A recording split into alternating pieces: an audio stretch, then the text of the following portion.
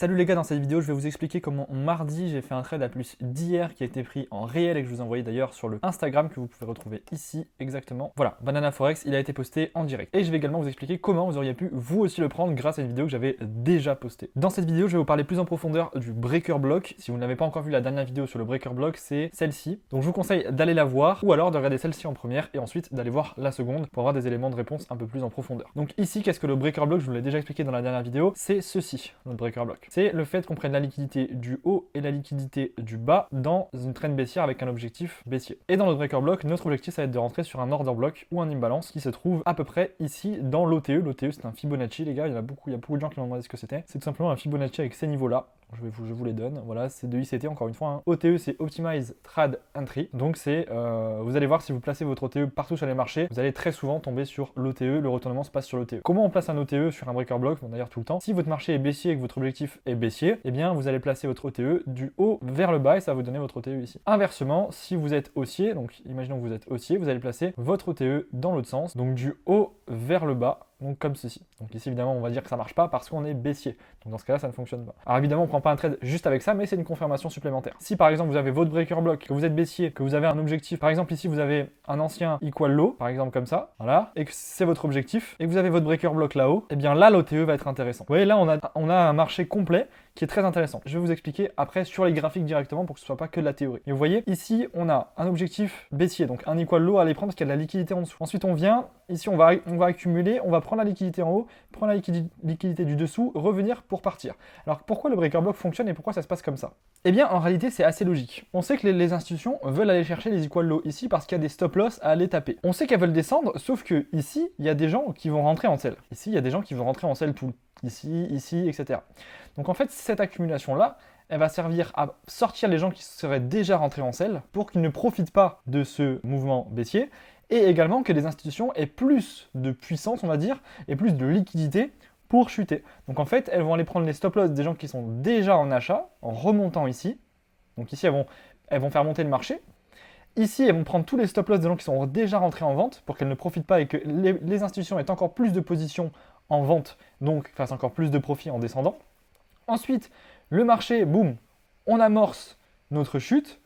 Ici, on va encore déclencher des potentiels vendeurs qu'on va venir sortir en remontant. Et ce qui va surtout servir ici, en remontant, ça va surtout servir aux institutions à fermer leurs ordres à break-even. Leurs ordres qui ont servi à manipuler le marché ici, donc à monter, ça va être des achats. Paf, paf, paf, paf, paf, paf. Ici, il y a des achats qui sont à l'envers du marché, vu qu'on est en vente. Donc en fait, cette impulsion-là et ce complexe pullback, on va dire, si vous voulez l'appeler comme ça, eh bien, il va servir à revenir fermer ces ordres-là qui ont servi à faire la manipulation de marché à break-even pour qu'ils ne soient pas en perte et en drawdown sur leurs achats et qu'il n'y ait plus que les ordres en vente qui soient sur le marché.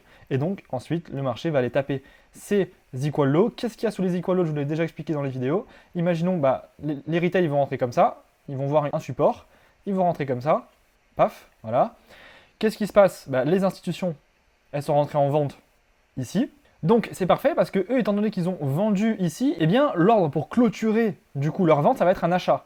Donc pour pouvoir acheter entre guillemets, ils vont avoir besoin d'un vendeur et le vendeur, ça va être le stop loss du buy qui est ici. Alors ce que je viens de dire est très compliqué à comprendre et il faut vraiment se concentrer pour le comprendre. À chaque fois que vous allez rentrer sur le marché en achat, votre TP ou votre stop loss, ça va être une vente. Et à chaque fois que vous allez rentrer en vente sur le marché, votre TP ou votre stop loss, ça va être un achat. Donc ici, pour les institutions qui sont rentrées en vente, eh bien ils vont devoir trouver un autre vendeur en dessous. Pourquoi? Pour racheter leur position.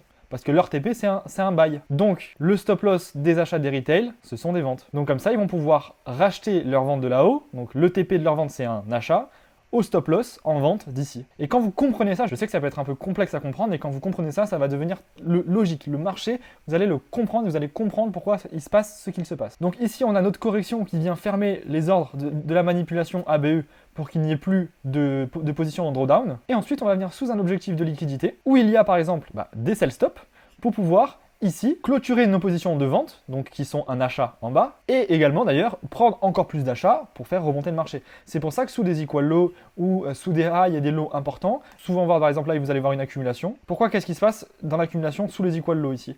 Il se passe qu'en fait, les institutions absorbent tous les sell stop. Ils absorbent tous les stops qu'il y avait là. Donc en fait, ils achètent tous les sell stop qu'il y a là. Donc premièrement, ils clôturent leur position, donc avec des achats. vu que c'était une vente. Et ils vont également absorber tous les stop loss. C'est pour ça qu'ici, le marché va accumuler. Ensuite, c'est qu'on va avoir une prise de liquidité, parce que par exemple, ils auront fait encore une fois des equal low, par exemple ici. Paf, ils vont venir encore une fois prendre tous les stops des gens qui sont potentiellement rentrés sur le support et qui auraient pu rentrer en achat. Donc là, boum, ils rachètent encore. Ensuite, ils vont faire l'inverse, ils vont remonter. Paf, et ils vont nous refaire un breaker block. Et ils vont repartir pour encore un autre objectif. Je ne sais pas s'il y avait un equal low ici, un equal high ici par exemple. Eh bien, ils vont aller le taper. Et ensuite, ils vont rechuter si on est baissier. Typiquement, ici, on aurait pu avoir ça. Voilà, donc ici, vous voyez, bon, vous avez compris, hein, on a un peu mieux fait. Et en gros, vous avez un equal high ici, ce qui serait parfait comme objectif pour la manipulation sous les equal low qu'on a eu ici. Pourquoi ? Parce que equal high égale double top pour les retail, donc égale je peux rentrer en vente parce que c'est une résistance, égale stop loss au-dessus. Pour les institutions, égale je peux aller fermer les achats que j'ai pris ici sur les stop loss des gens ici. Donc ça va faire comme ça, et après ça va refaire encore une fois la même chose. Paf, ça va réaccumuler, soit on va remonter un peu, et on va chuter parce qu'on est baissier depuis le début. Et là, vous allez comprendre pourquoi le marché fait ces mouvements. Maintenant, on va regarder ça sur le marché. Donc voilà le trade que j'ai pris mardi. Qu'est-ce qu'on a déjà ? On voit qu'en M15, on a une trendline qui se forme. Qu'est-ce que ça veut dire ? Ça veut dire que les retail, ils sont prêts à rentrer en achat ici. Ce qui veut dire que la trendline va être cassée. Ensuite, on est quand même bien bearish, donc je vais chercher une vente. Ensuite, je vais aller en M1. Donc là, je sais que j'ai la trendline. Ok, je vais en M1. Je vais supprimer tout ça pour que ce soit clair. Donc là, on a notre trendline M15 ici avec le trait bleu, et là, on est en M1. Qu'est-ce qu'il nous fait ici ? Ici, il vient prendre un high en M1. Ici, il vient prendre encore un high. Ici, il nous fait une trendline en M1 qui vient prendre. Ici, on aurait pu avoir une entrée déjà, parce qu'on a, pour aller casser la trendline M15, on aurait pu avoir une entrée ici. Mais moi, mon entrée n'est pas là. Mon entrée, elle est là. Ici, qu'est-ce qu'on a ? On approche de la trendline M15, accumulation. On monte, on prend les liquidités du dessus. On chute, breaker block. Ici, on a un breaker block. On est d'accord ? Exactement ce que je vous ai montré. Accumulation, on casse en haut, on casse en bas. On revient où ? Dans l'order block, pile ici. Vous voyez ? Paf, paf, on revient. Ici, on aurait une entrée. Bon, un peu trop risqué pour moi. Je ne l'ai pas pris ici. Pour moi, c'était un peu trop risqué. Le stop était un peu trop gros. Alors, on aurait pu le placer là, le stop. Mais trop risqué. Il aurait été placé là-haut. Bon, sur le long terme, ça fait quand même R5, hein, largement. Donc moi, mon entrée, elle est dans le breaker initial. C'est-à-dire ici, on casse en haut, on casse en bas. J'attends que ça réagisse, parce que si je rentre directement, je risque trop de me faire transpercer. J'attends que ça réagisse. Ça réagit. Là, ça nous refait de l'inducement. Vous voyez, petite trendline. Ça la casse en haut. Là, je rentre. C'est exactement la position que j'ai prise en story, je vous l'ai posté, vous avez pu la voir. Ensuite, vous aviez une deuxième entrée que j'ai pas pris. Alors moi, il faut savoir que j'ai clôturé mon trade à R5, ici. Sinon, je me serais fait BE. Hein. Donc j'ai clôturé mon trade à R5. Ici, j'aurais pu peut-être aller prendre le lot. Bon, à R6, bon, c'est pas grave. J'ai clôturé à R5, c'était très très bien. Donc voilà, moi, mon trade, c'était ça.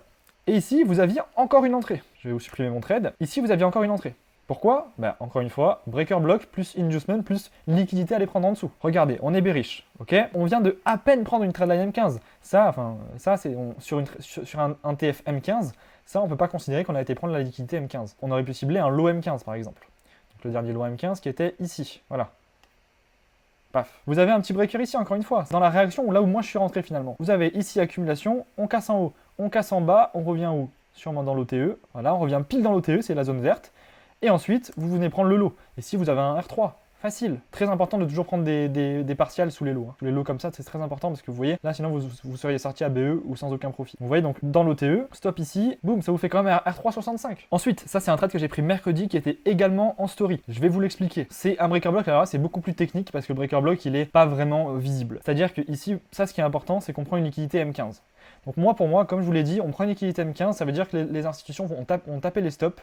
Et si elles ont tapé les stops, elles ont tapé les sell stops, donc elles sont rentrées en achat sur les stops en vente. Donc qu'est-ce qui se passe ? Ça veut dire qu'on devrait voir une remontée. J'avais des objectifs là-haut avec des equal high. Vous voyez, equal high, equal high, equal high. Donc encore une fois, ça confluence, ça marche bien.